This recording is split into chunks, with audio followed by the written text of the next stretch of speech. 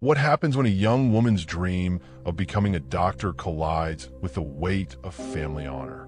In a quiet village in Gujarat, 18-year-old Chandrika Chaudhary was preparing for a future filled with hope. She had qualified for medical school. She was ready to begin a new chapter of her life. But instead of white coats and stethoscopes, her life ended with a noose. Her last desperate messages to her partner read like a chilling prophecy: "Come and get me, or they will kill me." Days later, she was dead. Was it suicide, as her family claimed? Or was it something far more sinister, a carefully staged murder designed to protect their honor? Chandrika Chaudhary was not just another student. She was bright, determined, and she had a dream that stretched far beyond the dusty fields of Dantia village in Banaskantha, Gujarat. At just 18 years old, she had done what many thought was impossible. She scored 478 in the highly competitive NET exam. For a girl from a traditional family, it was more than just a number. It was a ticket to a better life, a chance to become a doctor, a chance to lift her family out of poverty. But dreams like this don't always sit well in places where traditions run deep. Chandrika was also in love. Her partner, Haresh, stood by her side, even when her family disapproved. Together, they dreamed of a future, education, independence, and freedom. But for her family, these dreams were dangerous. They didn't see a young woman striving for success. They saw dishonor, rebellion, a daughter stepping outside the boundaries set for her. The tension inside Chandrika's home grew unbearable. Her family wanted her to abandon her education. They wanted her to end her relationship, but Chandrika refused. She sent message after message to Haresh, and one of them would later haunt everyone who read it. "Come and get me. Otherwise, they will marry me off, or they will kill me." Haresh believed her. He knew the danger was real. In desperation, he filed a habeas corpus petition in the Gujarat High Court, a plea to bring Chandrika to safety. A hearing was scheduled. Justice was only days away. But Chandrika would never make it to that courtroom. On June 24th, 2025, Chandrika was found dead inside her family's home. Her family insisted it was suicide. Some even claimed it was a sudden heart attack. But something didn't add up. Her body was cremated quickly before proper medical procedures could be completed. The rituals were rushed. The timeline didn't make sense. And just like that, the evidence, her body was gone. But Chandrika's story wasn't buried so easily. Her partner's petition had already put her name into the legal system. Journalists began asking questions. And soon, the truth began to surface. When police opened an inquiry, they discovered disturbing details. According to the FIR, Chandrika had not taken her own life. She had been murdered. Investigators alleged that her family had mixed sedatives into a glass of milk, and once she was unconscious, they strangled her.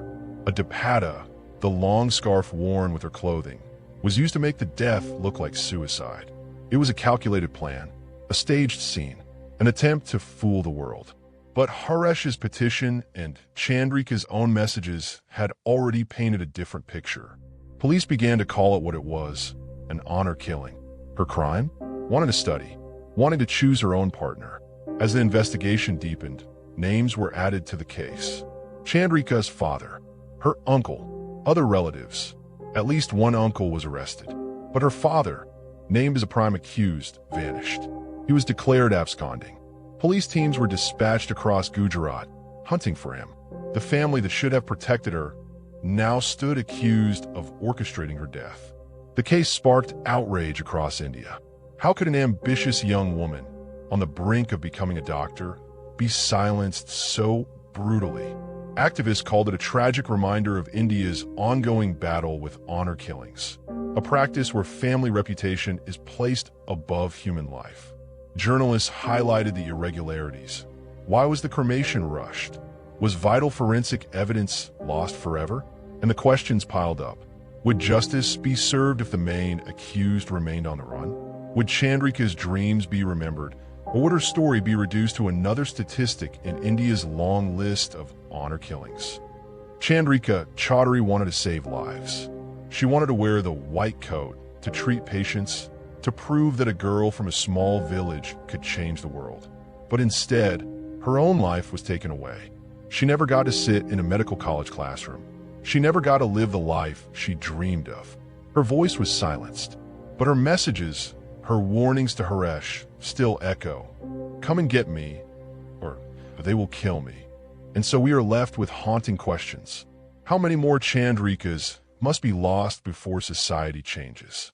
How many more daughters must die for honor? This was not just a story of one young woman. It is the story of countless others, silenced before their dreams could take flight. Chandrika is gone, but her story is not.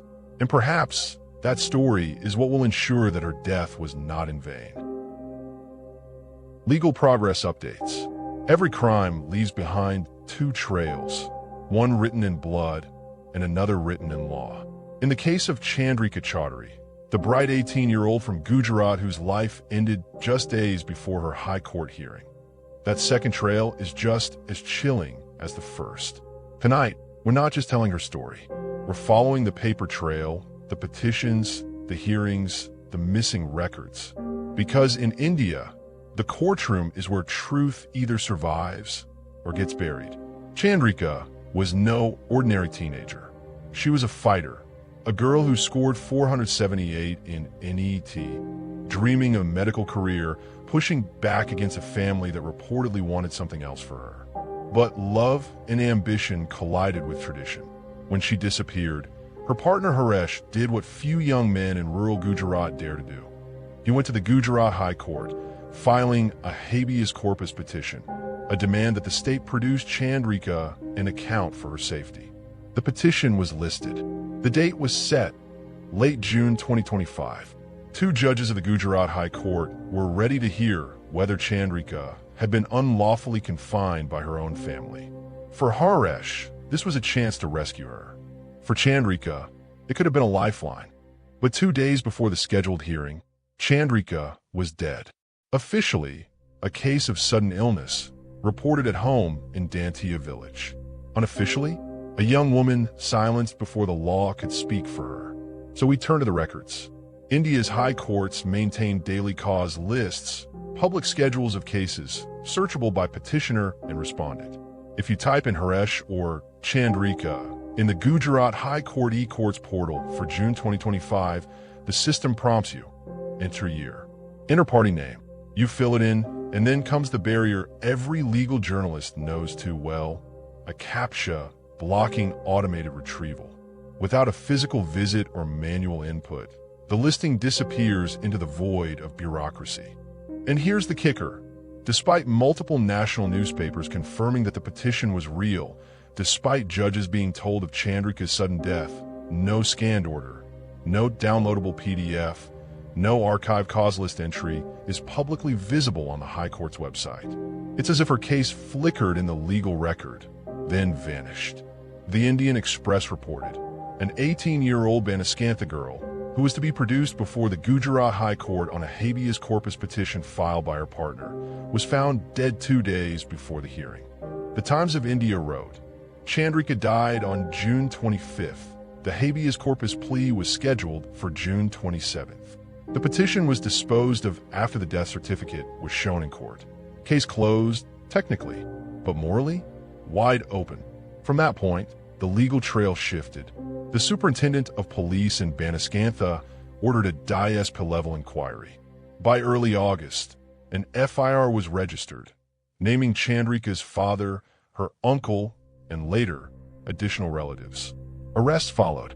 One uncle in custody, the father absconding, the house in Dantia abandoned. But if you search the Gujarat District Court portals, the FIR itself isn't uploaded. If you search the High Court, the habeas corpus petition isn't downloadable. We are left with fragments, pieced together from reporters' notes and police statements. In true crime, silence is often the loudest clue. The absence of Chandrika's name in the High Court digital archives doesn't mean the petition never existed.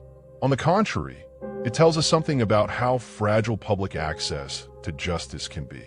In India, daily cause lists rotate, petitions get disposed of, and unless a judge issues a written, reportable order, the traces vanish from the online system.